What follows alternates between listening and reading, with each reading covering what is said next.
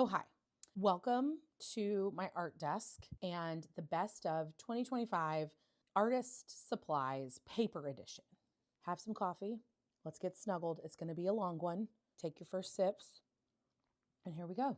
I figured we would start with sketchbooks and journals because that seems like the best entry point for people to start their artistic painting journey because it's not intimidating. Not all journals are created equally, and you do have to be a little bit leery of the quality of paper you're getting. If you're actually trying to hone a practice, you do want some quality paper, but it doesn't have to break the bank. My favorite journal of 2025 was the Funto cloth covered journal. I do have another one that I do love and I'm using for gouache right now, and it's great, but I want to tell you why these are my winner and why this one's fine. It's good, but why these are going to trump for 2025. So the first journal that I got was this one this year, and I have filled it with lots of really fun sketches and vignettes, but you'll notice paintings on front and back, and there's very minimal buckling. That is because the paper is incredibly thick. Most of the time with a journal, you'll have texture on one side, and then when you turn the page, it'll be kind of flat and it'll pill up a little bit, and people can still paint on that. It just makes for a more difficult painting experience. That's not true with this journal. The texture on this side is the finer of the two textures. But when you turn the page, there's a much larger grain of a texture on that side. And you can see this page got a lot of water. This page did not, but nothing transferred through. And that is worth a lot in a journal or sketchbook. But let's talk about why the other journals that come in a 2-pack sometimes, they're a little bit different and didn't take the win for 2025. The paper is still incredibly thick. However, every other page is that flat, almost back of paper, instead of it being a whole other texture. So it's that kind of pilly bit. So I feel like that's a little more wasteful. And if you're trying to get as much out of a journal as possible, you're going to want to be able to paint on both sides. The other sketchbook I want to talk about that will remain a winner for me, I think probably forever, is the Canson Watercolor Spiral Bound Sketchbook. This is what got me into watercolor in the first place a few years ago. I'm still using it. I'm still ordering it. I like that it is the most cost-effective way to practice the most authentically when you get to the good paper. If you're just sussing out ideas and figuring out what things look like and trying to work through some things, this is going to be a great addition because you can fold it back on itself. It's not going to take up a ton of space because of the spiral, and it's perforated so you can tear things out. The texture is really, really nice. It's very smooth, but has still a little bit of texture to it. But like I said, I don't typically paint on the back because it's completely smooth and it pills a little bit more and dries a little bit quicker than the front side. But this to me is going to be a great practice addition for 2025. Favorite still. We'll see what 2026 holds, but I'm still using this girl. For all my tutorials, I use this. Another journal that's a little bit different is the Painter's Color Diary.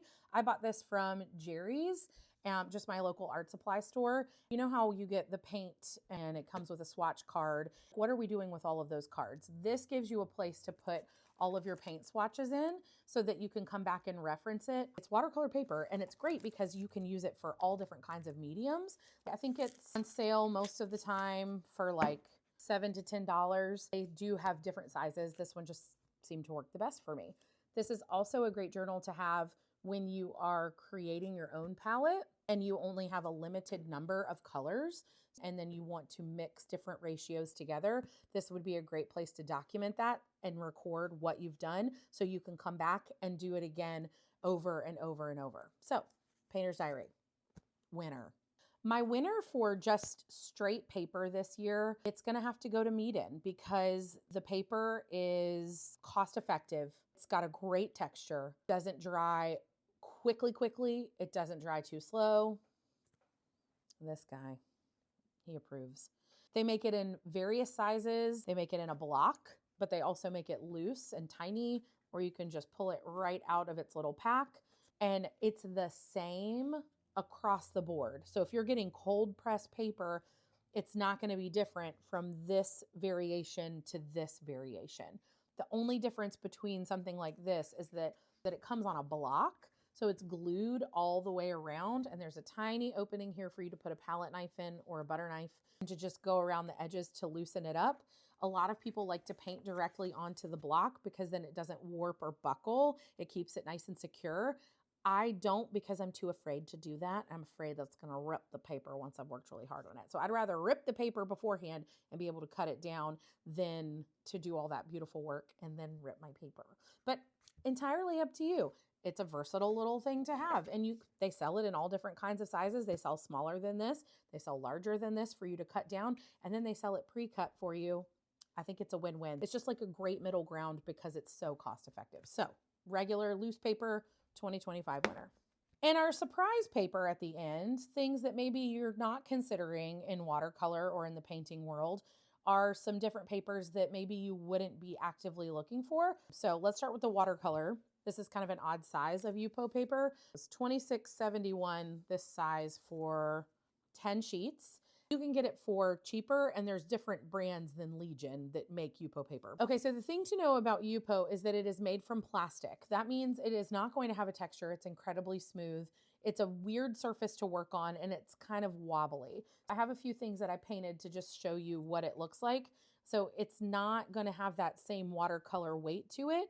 It dries differently. It doesn't absorb. It sits on top, and so then it just has to, all the liquid just has to evaporate instead of like absorbing into the paper. So it makes some really pretty textural features on your artwork if you're willing to try. It could be a nice surprise for you, but I didn't try it until 2025, like truly, and it has become one of my favorite papers to paint on because you get such unexpected situations happening that just add to the painting, and you just kind of see this magic happen with your paint, and it's fun to play with.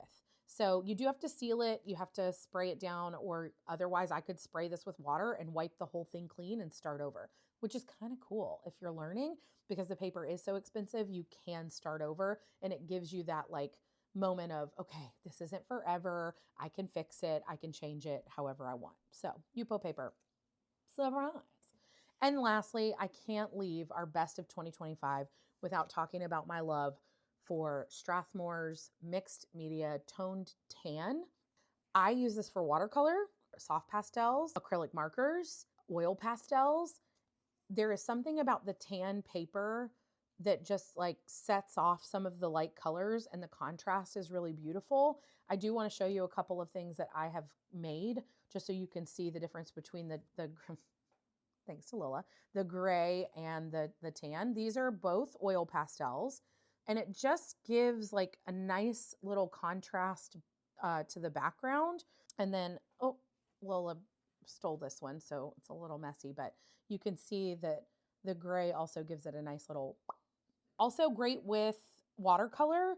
And I've been dabbling in soft and oil pastels and think it's great for that too. And the weight is 184 pounds. It's 300 GSM.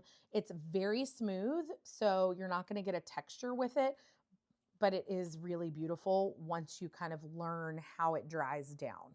That was my surprise 2025 winner.